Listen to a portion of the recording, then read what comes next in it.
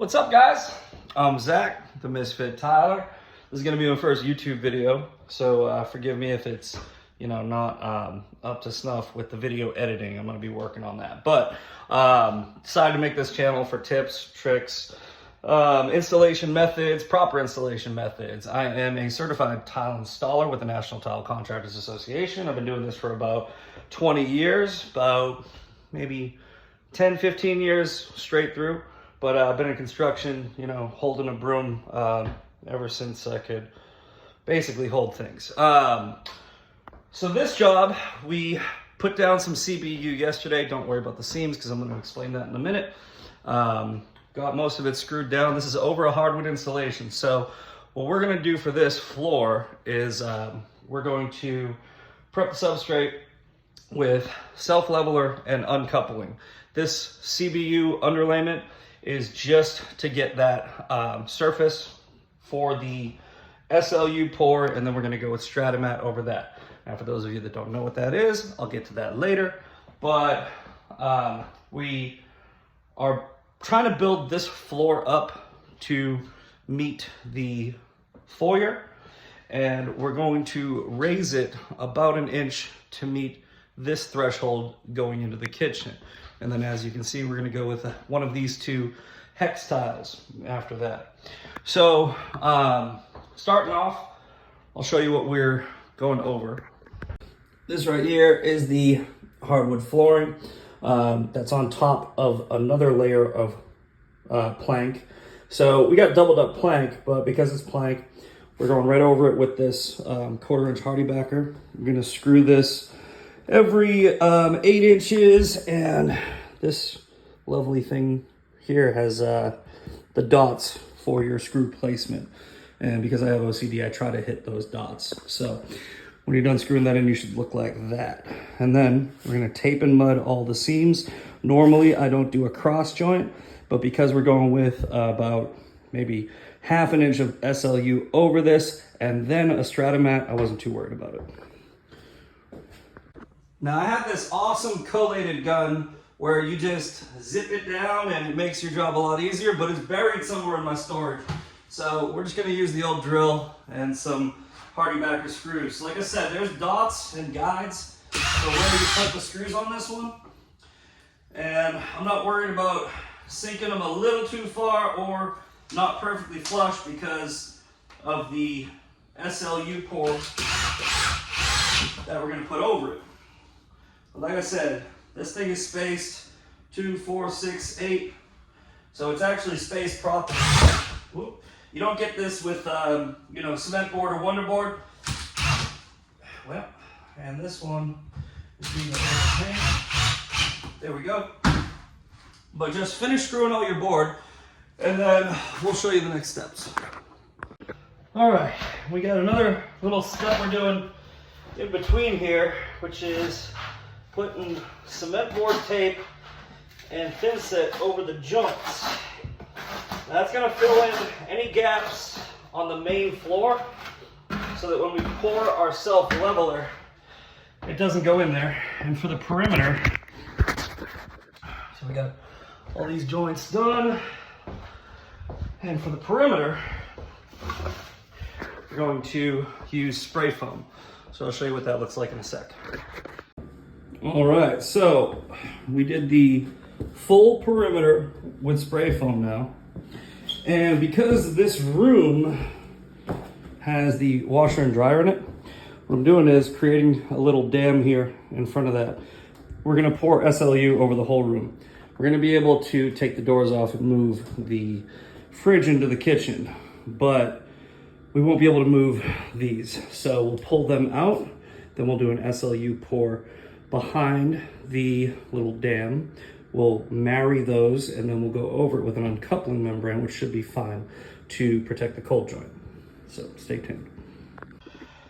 All right, guys, so from here, we're gonna find out where we're gonna have to pour our self-leveler, our low spots, our high spots. So we're gonna drop a laser in the center of the room, and then we're just gonna measure. So this DeWalt laser, the beam is 2 1/4 inches from the front of the laser.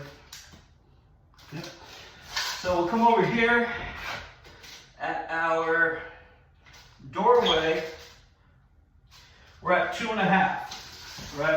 So that's 1/4 inch off at the doorway. So what we're gonna do is we're gonna mark 1/4, and we're gonna go plus. So that's 1/4 plus. I'm gonna go to this corner.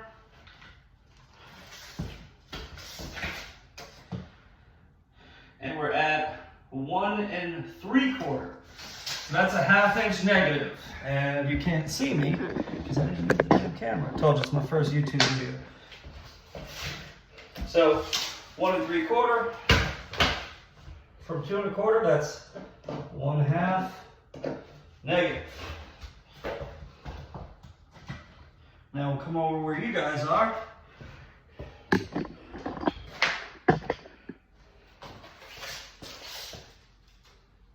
And we're at 2 1/4.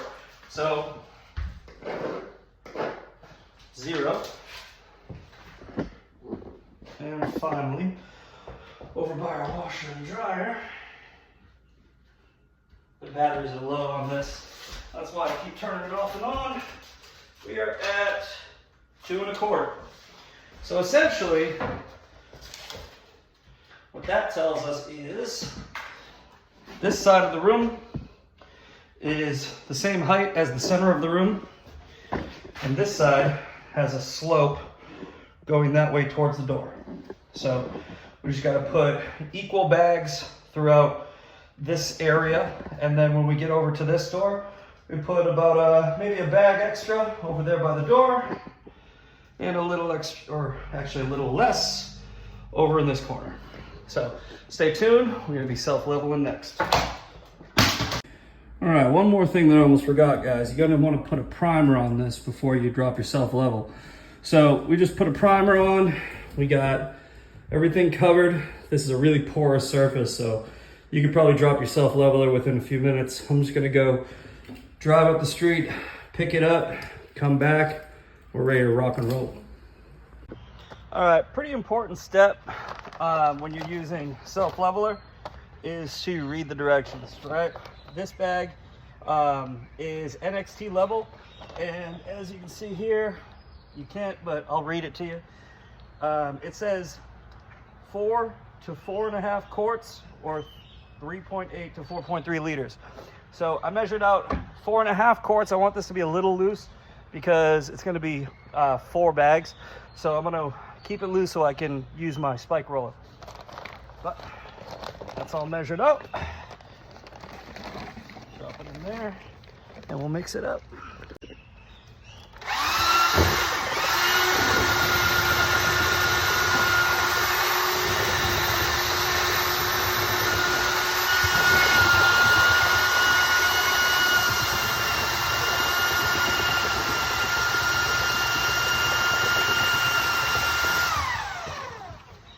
Now with this stuff, you want to mix it for a good 2 minutes. Make sure it all gets broken up, all those little pieces. Also going to want to mix with cold water, very important. Now, we're going to start in the back corner over by the laundry. And I think this is going to take 4 bags, 4 quadrants, 4 corners of the room. And like we said earlier, we figured out that we're a 1/2 inch high here and a 1/4 inch low over there. So we'll add a little bit and we'll move our SLU around. I'm using 2 things here. I'm using one of these squeegees, and I'm using a spike roller or a porcupine roller, which has leaves on it, which I'm going to take out because those will end up in our pour. But yeah, you'll see what this does in a minute. But spike roller or porcupine roller, squeegee to move it around. The rest is just dump and go. I'm going to pour in 4 sections, right in the center here of this section.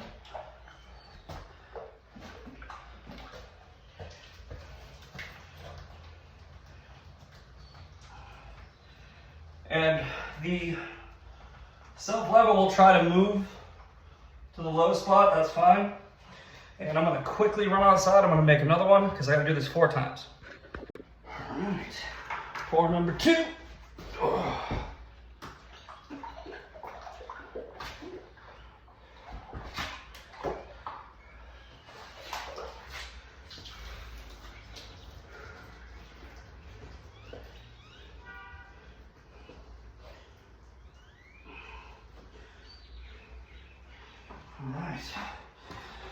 Now, as you can see, those two bags actually worked out pretty good. That's about half the floor. So what I'm gonna do is, I'm gonna take my big squeegee, I'm gonna marry the floor, then I'm gonna porcupine it, blend it together.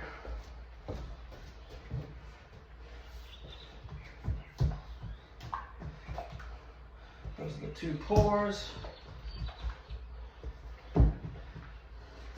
I'm just breaking surface tension, making sure the mud's all going to the right place.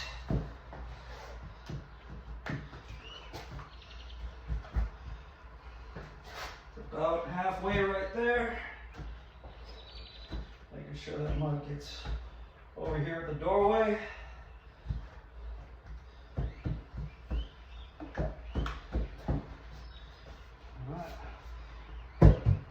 So there's that. Now that's about half the floor. And now I'm just gonna break that surface tension again with our spike roller.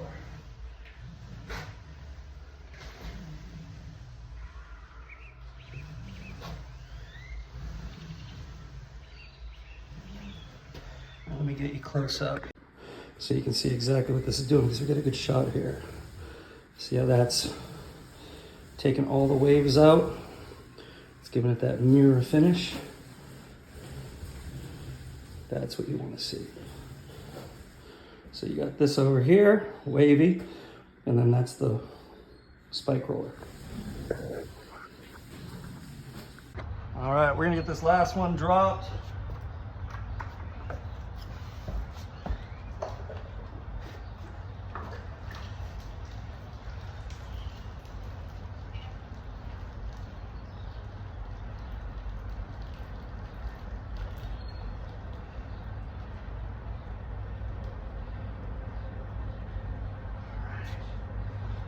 Now, I don't know if you saw that, but I tried to drop it towards the center of the room because, remember, the door is the low point, so now I can pull it towards the door.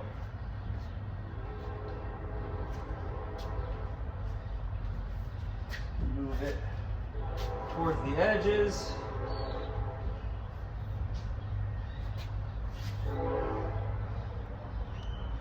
And a lot of times people will say like, oh, how many bags do you use and how do you know how many bags to use? For me, it's mostly experience, but they do have square footages on all of the bags of each product, how much it'll build up, so you can do that calculation by saying, okay, I need to pull a 1/4 of an inch up here, this gets a 1/4 inch per 50 feet, etc., etc.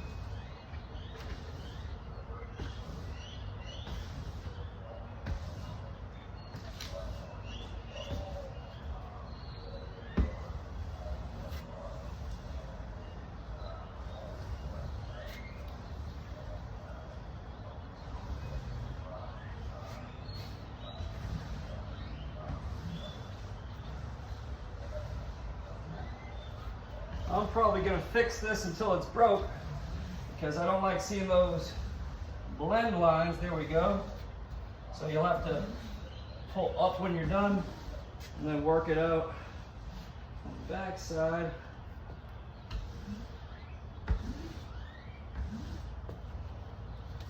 If you do this right, then at the end, it should look completely uniform. Like this.